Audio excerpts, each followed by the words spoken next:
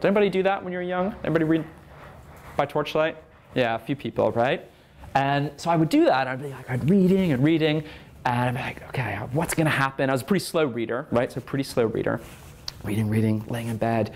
And all of a sudden, like, my dad would come in, it'd be like way past my bedtime, and he's pretty surly. And he'd come in and he'd be like, Jeffrey Ryan Hunter Norton, right? Go to bed, go to bed.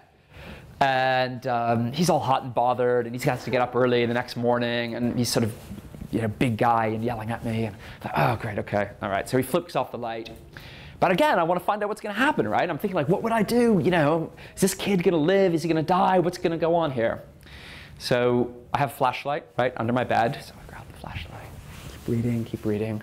Then my mom comes in like 10 minutes later, and she's much nicer. And she's like, oh, Jeffrey, blah, blah, blah, blah, blah, your academic career, blah, blah, blah, blah, blah. You've got a test in the morning, blah, blah, blah, blah, blah. You're always grumpy if you don't get enough sleep, which is so true even now.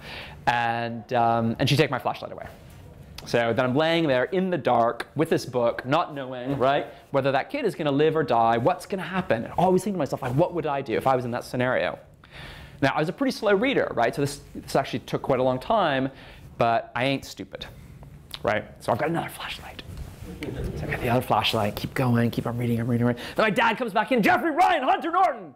He's in his pajamas now, which like nobody needs to see.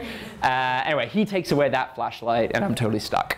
And it was the first time I kind of experienced this, a bit of an epiphany, right? Which is that a book you really like as a kid gets you in trouble, right? Gets you in trouble. So my job, I think of my job now, is to get kids in trouble. You know, I'm basically trying to get them hooked on something where they're going to stay up past their bedtime, where their parents are going to yell at them.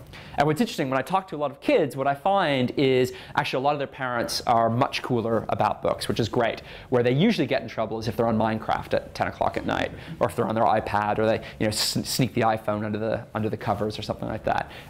So the parents are a lot cooler about them reading late at night. But even then, wanted to keep them up way past their bedtime. So that's what I try and do. That's kind of like what I see as my job. That's the hurdle over which I'm trying to fly.